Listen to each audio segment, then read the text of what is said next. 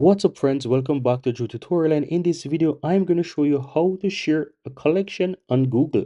So go ahead and open up the Google apps here on your phone guys, then click on Google, then you want to go to saved and you will be able to find all your collections. Now let's say I want to share this Bossa collection.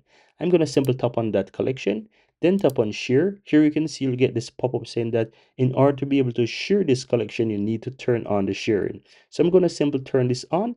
And now this is going to make it available to sharing. Now I can share it with anyone who has this link, or I can add contributors. So let's say I'm going to use this to share with a person with this link. I'm going to leave it as that and click and continue.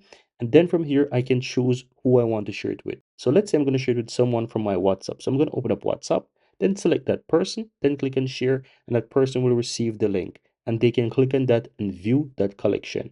And that's it. Very easy and very simple. I want to show you one more thing, guys. If I go back to my collection, you will see that this collection is no longer private. Before it was shown that the collection is private, but now if I open the collection, you can see that it says shared. By right, when you create any collection, it is going to show as private. So once you turn on the sharing, it will not be private anymore, and you can go ahead and share this.